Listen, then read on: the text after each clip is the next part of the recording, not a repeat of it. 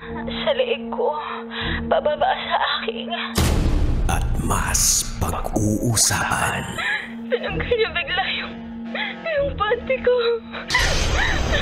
Mga sikretong dito mo lang mapapakinggan. Top Secrets. Top Secrets. Top Secrets. Top Secrets.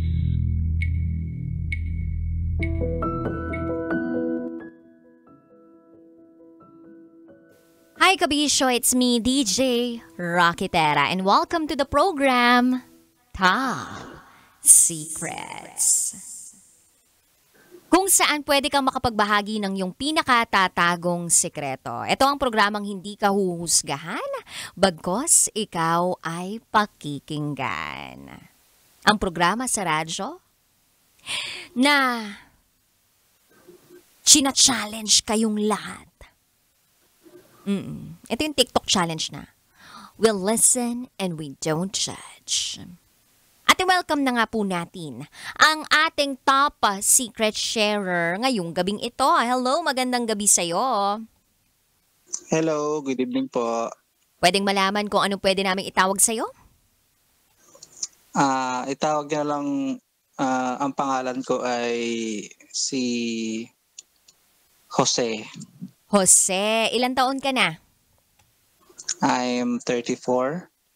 Taga saan ka naman, Jose? Taga Bulacan po. Bulacan, okay. Jose, 34 years old from Bulacan. Hindi na ako magpapaligoy-ligoy pa, Jose. Ano ang top secret mo? May fine-flirt po ako na babae.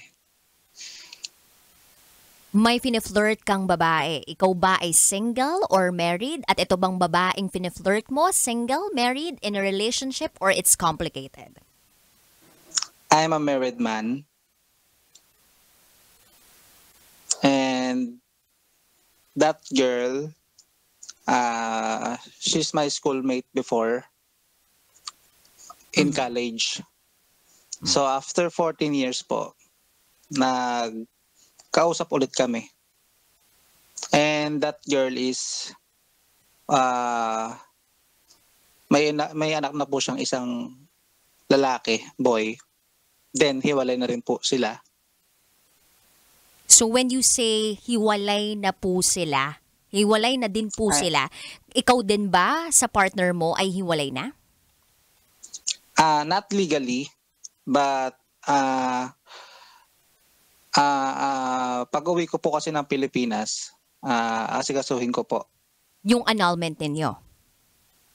Yes po. Do you have kids together? Wala po eh. Okay, wala. So, if you don't mind me asking, ano yung reason kung bakit kayo naghiwalay nitong misis mo? Toxic relationship na po talaga. Hindi na po kaya. Paano siya naging toxic relationship? Lagi ba siyang walang tiwala sa'yo? Lagi ba siya nagdududa? O may Exactly panloloko po. bang ginagawa? Ganun po.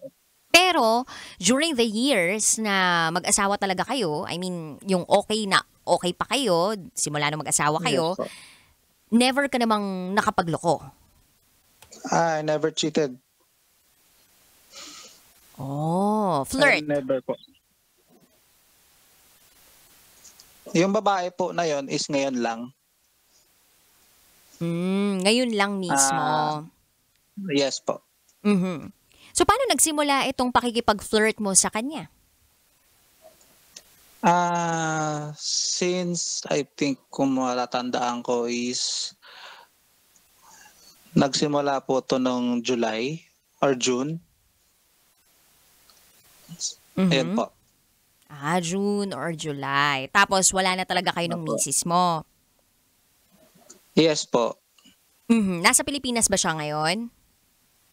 Yes po, nasa Pilipinas po siya. Okay. Nagkikita ba kayo?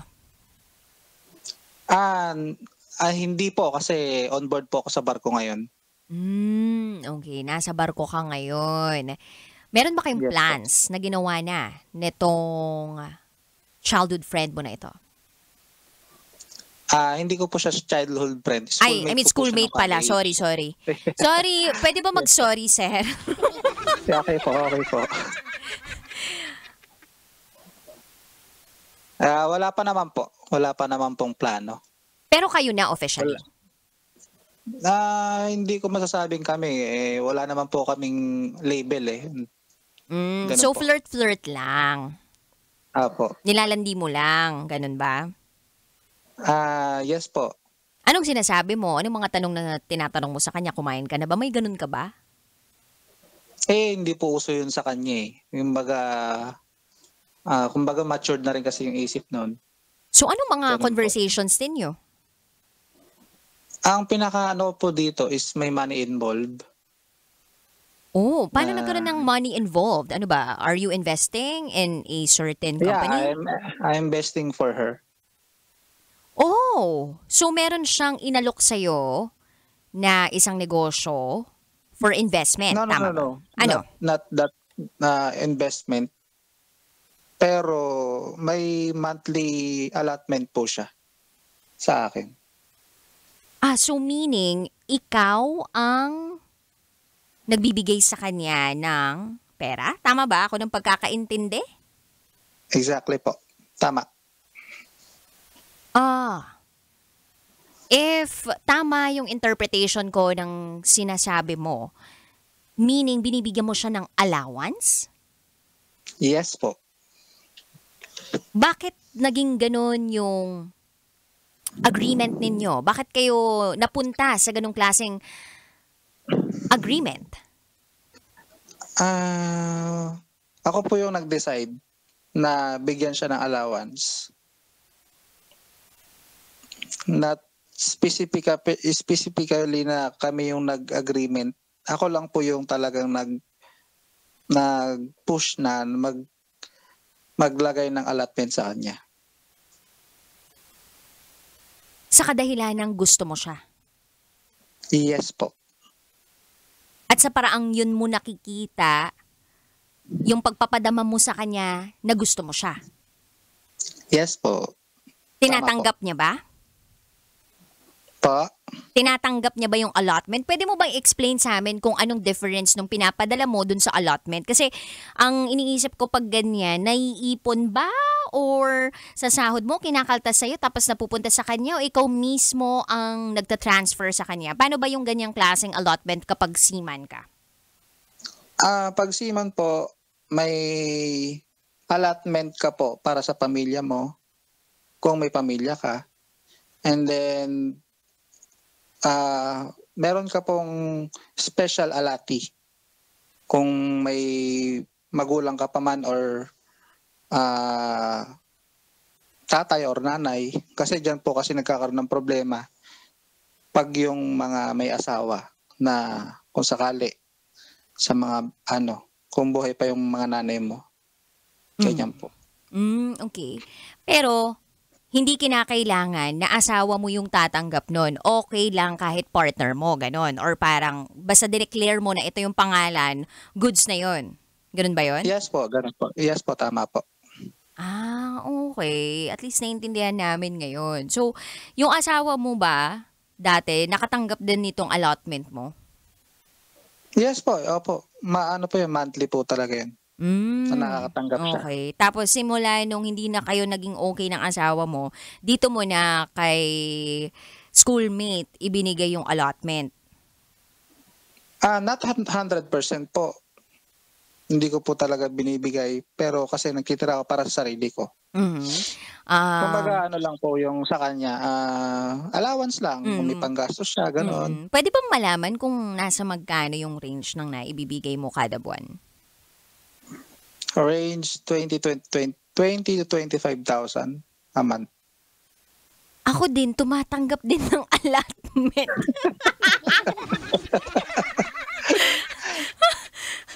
Tumatanggap ako ng allotment. Allowance. Pwede ako. Gusto mo pa ba? Na iba, di ba sabi mo hindi buo? Ayun ang signal. Ay, nako. Anyway. Jose, anong Yes, plano mo? Like, Ngayon na pag-uwi mo ng Pinas, kamo, eto yung gagawin mo. Magpapaanal ka, gagawin mo siyang in the process na ipopursue mo ba itong binibigyan mo ng allotment na schoolmate mo? Or maghahanap ka pa ng iba? Ay, anong plano mo? Nagbitiyo kasi siya ng salita na ayusin ko muna yung sa asawa ko legally. And then, tsaka siya papasok. Kasi mahirap po kasi yung sitwasyon namin. Kung itutuloy ko talaga. Oo naman. Tsaka at least meron siyang ganong klaseng linyahan sa iyo, 'di ba? That means gusto niya planchado Yes, po. muna ang lahat bago kayo talaga maging in an official relationship. Nag-golf Yes, ka po. ba? Ma'am? Nag-golf ka? Ay, hindi po. Okay. Kasi nakapag-host ako Apo. minsan ng golf tournament ng mga seaman eh. Okay. Kita ko yung premyo eh. Sabi ko, ay, ang mga seaman. Diba kapag ikaw ay kapitan, tapos kapag ikaw yung chief engineer, tama ba? Chief engineer. Ayan. Chief mate. Ayan, yan. Yan yung mga matataas na tungkulin sa seaman, sa mga barko. Yes po. Matataas Yan. na tungkulin then higher salary. Nasa ganong posisyon ka na ba? Malapit ka na ba doon sa ganong klaseng posisyon? Hindi po. Hindi po. Hindi mo lang nire-reveal syempre. Charot. But anyway, Jose, kahit papaano ba, medyo nakagaan-gaan ng pakiramdam tong pagbabahagi mo ng top secret mo? May gusto ka pa bang ibang Yes, bahagi po. sa amin? Wala na. Wala pa naman. Wala naman po, ma'am. Alright. Yan lang po yung para sa akin. Yes. Jose, okay naman yun eh. As long as walang natatapakang mga tao sa paligid mo, nasasaktang tao, basta malinaw ang lahat, no gray areas, then you're good to go. Anyway, thank you so much, Jose, for sharing your top secret. Mabuhay ka hanggat gusto Likewise, mo. ma'am. God bless. Likewise, ma'am. Thank Pwede pa you. rin ako Thank sa you po. allotment, ha? Shout out na lang yung bayad. Charot with darot. Thank you, ma'am. God bless po. Ingat. Thank you. Bye.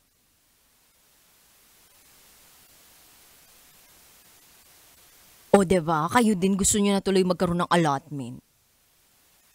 Ang lalaki din talaga ng sinasahod ng mga seaman, pero hindi biro maging seaman. Meron akong kamag-anak na mga seaman eh. So, iba rin yung pakiramdam na nalalayo ka sa pamilya mo, iba rin yung pakiramdam na tinitiis mo yung pagka-homesick mo, iba rin yung pakiramdam kapag nagkaroon ka ng sakit sa barko, 'di ba? Walang mag-aalaga talaga sa na parang may haplos ng lambing, alam mo yun, yung masahe na gusto mo, walang ganoon. Wala kang kamag-anak na pwede mong maiyakan kapag gusto mo na talagang mag-breakdown. Mahirap din yung pinagdaraanan nila. Kaya kapag ikaw ay may partner na seaman, dapat buo rin yung loob mo. Dapat sigurado ka sa nararamdaman mo dun sa tao. At dapat buong-buo yung tiwalang ibibigay mo. Kasi magkakagulo lang talaga kapag puro pagdududa yung pamamayanihin ninyo sa relasyon ninyo. Okay lang din naman mag-imbestiga pa minsan-minsan, 'di ba? Yung tipong i-video call mo tapos ilibot niya sa buong barko yung mismong video nang makita talaga na walang babaeng iba dun. 'Di ba? Kumbaga, sa mga motor, sa kalsada, sa mga kalye, may checkpoint. Dapat tayo ding mga babae paminsan kapag nalalayo ang mga asawa, may checkpoint din. Charot. With harot. Well, ang tiwala ibinibigay naman ng kusa yan. Nasa tao na lang yan kung sisirain niya yung tiwalang ibinibigay mo. You can never really trust a person, sabi nga nila. But you have to trust yourself that you know what to do kapag nangyari yung mga bagay na hindi mo inaasahan. Anyway, Kabisyo, maraming salamat sa pagtutok mo. This has been your Basa Princess DJ Rocky Tera. Bukas ulit magsama-sama tayo alas 9 ng gabi hanggang hatang gabi. Dito lang yan sa 90.7 Love Radio. Kailangan pa bang i-memorize yan? Basic. This is Top Secrets. Metro's number one. Love Radio.